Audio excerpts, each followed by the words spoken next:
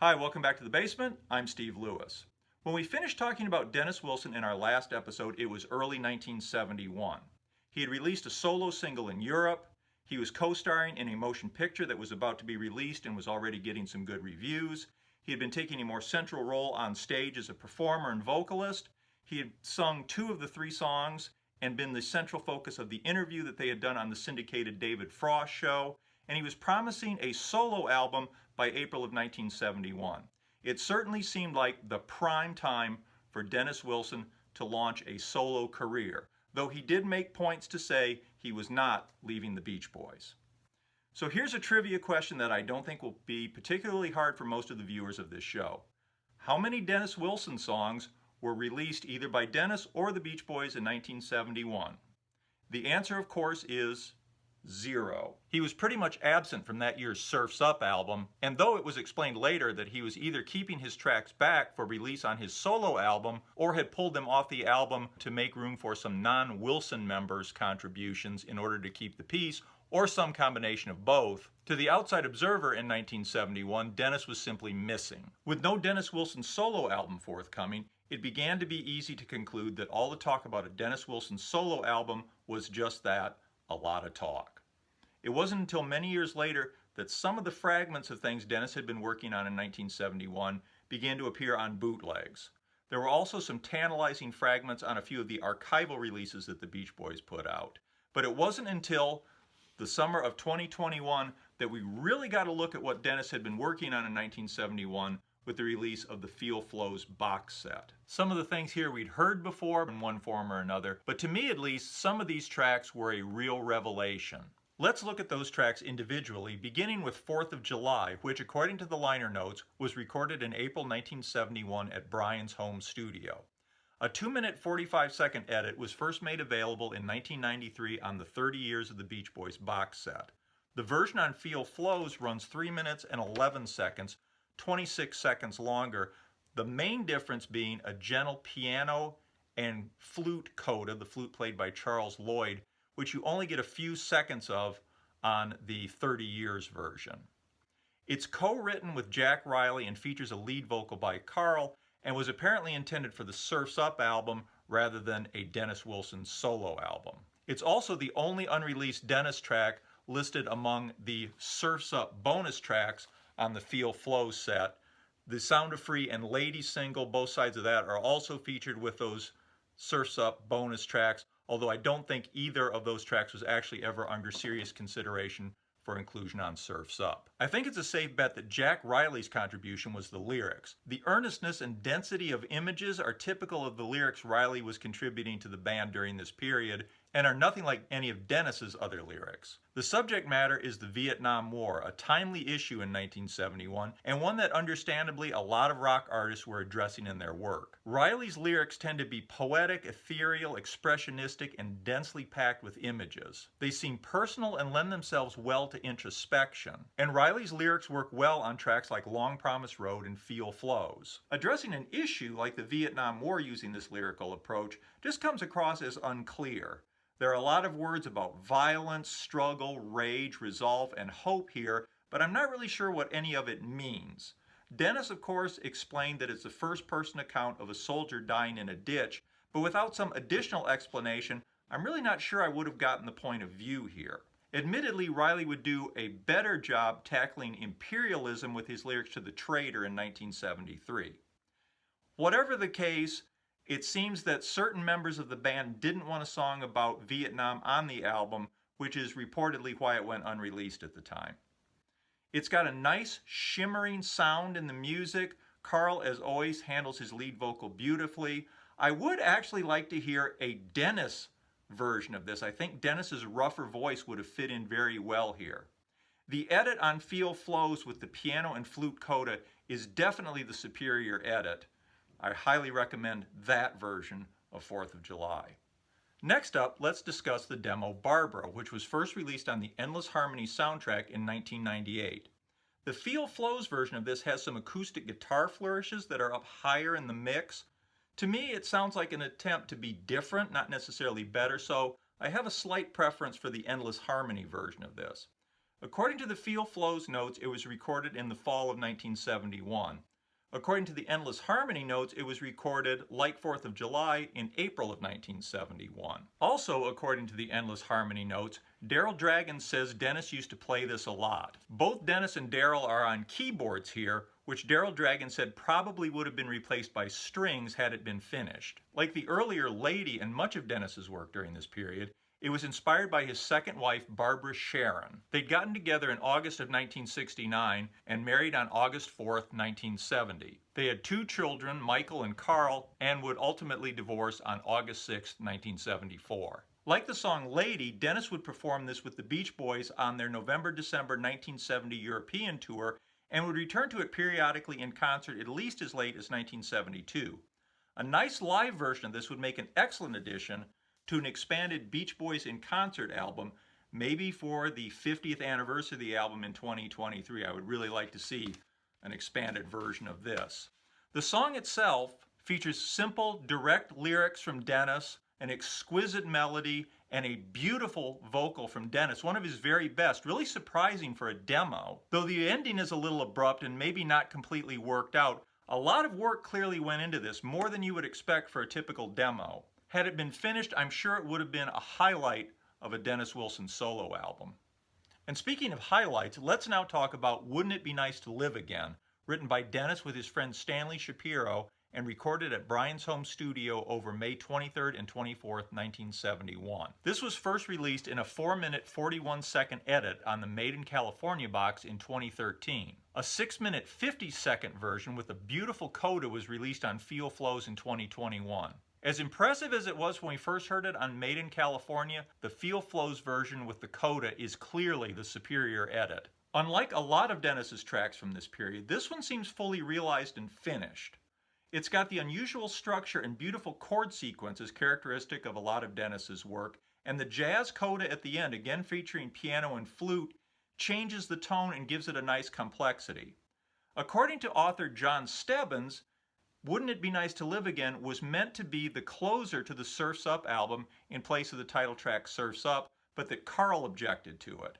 If Carl objected, I suspect it had more to do with the commercial and promotional possibilities of including the legendary Surf's Up track than it did with him having any problem with the Wouldn't It Be Nice to Live Again track itself.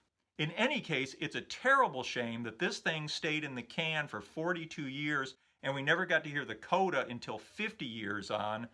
It is simply one of the best Beach Boy tracks of the era. Now let's talk about some of the tracks making their official debut on the Feel Flows box set. First, and certainly not best, is Baby Baby, credited to Dennis and Daryl Dragon and recorded at Brian's home studio sometime in 1971. As we hear from the shout-out at the beginning, this is take 5. It's got a goofy vocal that gets progressively goofier. It breaks into laughter at the end of the first verse. About halfway through, everybody joins in, and then the vocal gets a little bit straighter. But it's clear that this is not a serious take and was clearly done for their own amusement. As it is, it's not much more than a riff on New Orleans-style 50s R&B like Professor Longhair or Huey Smith. But it sounds like a bit more than just a jam, and might have been the beginnings of something that, had they completed it, could have made a nice change of pace on a Dennis solo album. There's also some nice electric guitar playing there. Does anybody happen to know who's playing that? In any case, it's not much as it is. It might have been developed into something that would have made a fun track, maybe sort of a palate cleanser track, perhaps to close out side 1 of a Dennis Wilson solo album. The medley, All My Love and Ecology, is also a Dennis Wilson Daryl Dragon co-write and also recorded at Brian's home studio sometime in 1971, and the similarities pretty much end there. It begins with a false start. There's just a piano and Dennis's vocal, which breaks down after about 20 seconds, followed by a seemingly finished version of the All My Love section with full instrumentation and vocals. The Run Run River Run section is great, with a beautiful backing that shimmers and evokes the feeling of running water. It sounds like a Moog and keyboards are providing what we would today call a prog rock motif. It even seems to go a bit Renaissance fair musically for just a moment, before going into some very serious keyboard work, presumably from Daryl Dragon. It's just a guess, but it sounds to me like there was meant to be a vocal added to this last section. If there wasn't, there should have been. It's another strangely constructed Dennis Wilson track featuring a beautiful backing and some really strange instrumentation. A finished version of this I think would have made a great opening for a Dennis solo album. I think a lot of minds would have been blown had this track opened a Beach Boys solo album in 1971. Next, let's talk about another Dennis Wilson, Daryl Dragon co-write, recorded in 1971 at Brian's house, Before. This is more of a rocker. It also sounds unfinished. It trips along nicely and finds an easy groove. And this one features some more excellent guitar work from somebody. Once again, if you know who that is, please pass it along. It pauses for a slow middle section and ending, which varies the pace nicely. I suspect that Before is just a provisional title. Come On, Come Here, You've Been Here Before constitutes the entire lyrics recorded on the track. I suspect there were also more lyrics, and the lyrics that are there are just a guide vocal for one section. Dennis talked about the fact that he didn't think the songs on Surf's Up flowed well together. And with this title and all the codas on so many of Dennis's works here, I suspect he envisioned his solo album to sort of segue one song to another, and Before might have just been a beginning piece for something else. It might have been a nice track to develop to kick off side 2 of a Dennis Wilson solo album, just a guess. Hawaiian Dream is another Dennis and Daryl co-write, also unfinished, also probably provisionally titled, and to me one of the biggest surprises on the Feel Flow box set. For Beach Boy fans, it will almost certainly bring to mind the long intro on the alternate mix of Till I Die and the Hawaii sections of Smile. All these recordings also owe a debt in sound, feel, and instrumentation to the Exotica recordings of the late 50s and early 60s, made popular by people like Martin Denny and Arthur Lyman. We hear a lot about the Four Freshmen and Chuck Berry as influences. I think Exotica has largely been overlooked as another major influence, maybe because it didn't figure much in the early recordings, or maybe because the most Exotica-esque recordings like this and parts of Smile went unreleased at the time. But I've got to believe that Martin Denny and or Arthur Lyman were getting a lot of play at the Wilson household around 1958 or 1960. Dennis's take on this type of music is a little more straightforward and less quirky than Brian's had been on Smile, but I would have loved to have heard a finished version of Hawaiian Dream. For Smile, I know that the basic track for the In Blue Hawaii section had been around on boot for years. In 2004, when we finally got to hear it with the vocal melody line intact, it was a revelation. I was stunned by how beautiful it was. I still am. I don't suppose we'll ever know what the final vision for Hawaiian Dream was, but as it is, it remains a beautiful and intriguing fragment. Dennis and Daryl's Behold the Night was recorded not at Brian's house, but at Sunset Sound on July 7, 1971. It begins with another gentle Dennis Wilson melody and then goes into a more driving section that features what appears to be a finished vocal. Then it kind of evaporates into this almost psychedelic instrumental featuring what sounds like dulcimer, which runs for 1 minute of its 2.5-minute runtime. As short as it is, and because of the way it fades out on the Feel Flows box, I have a feeling that this might also have been like an introduction to another piece of music or a segue between pieces of music. It's another very enjoyable, interesting fragment. Recorded the next day, July 8th, also at Sunset Sound, was It's a New Day, credited to Dennis, Daryl Dragon, and Stanley Shapiro, and featuring a lead vocal by Blondie Chaplin, not yet a member of the Beach Boys. This, of course, was not meant to be part of Dennis's solo album or even a Beach Boy recording. This was apparently done on spec as a potential commercial for Dry Command antiperspirant and rejected. We talked about it pretty extensively in episode 86, Cool Stuff Part 7, More Feel Flow, so I won't go into it in too much detail here. You can check it out there. Also featured on the Feel Flows box set was Dennis's I've Got a Friend. Similar in feel to the song Barbara and also inspired by Dennis's second wife, it features a beautiful chord sequence on piano. It's hard to know what was envisioned, but this seems to be the complete basic track, missing possibly some guitar or string overdub or some additional vocals. The last 43 seconds of the recording moves into a rock section. This is another one that Dennis would sometimes do in concert in the early 70s, so we know the missing lyrics and have a pretty good idea of how the studio track would have developed. A nice live version of this would make another welcomed addition to an expanded Beach Boys in concert album. Also featured on the Feel Flows box is Old Movie, an early unfinished version of Dennis and Daryl's Cuddle Up, featuring flutes or recorders and a beautiful bed of backing vocals. Cuddle Up and Make It Good, also co-written by Daryl, were apparently envisioned to be part of Dennis's solo album and were repurposed by the Beach Boys in 1972 for use on the Carl and the Passions album, much the way Baby Blue and Love Surrounds Me would be taken from the Bamboo Project and used on LA The Light album later in the decade. These were probably the most finished of the tracks for Dennis's album, though I'm guessing they probably underwent some additional work in 1972 before they were finally released. We'll save the discussion of those tracks for when we talk about Carl and the Passions in a future episode. So why didn't Dennis finish his solo album? I'm guessing there are a variety of reasons. Personal problems, maybe.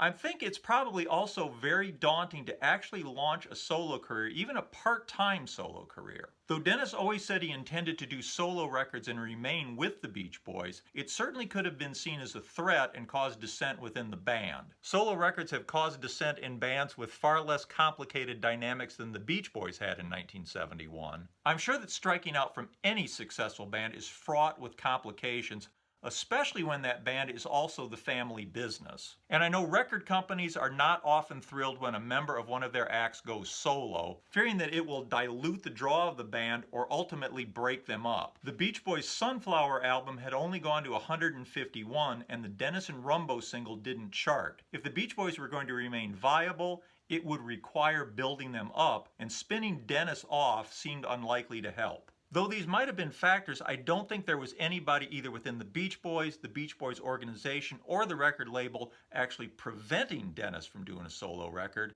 so it really has to come down to Dennis himself.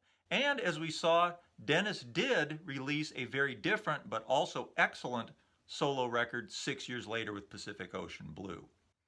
Whatever the cause, it is a shame that this record wasn't completed, but I am so glad that with the release of Feel Flows, we now get a little bit of a glimpse into the Dennis Wilson 1971 solo album that could have been just a tantalizing sample.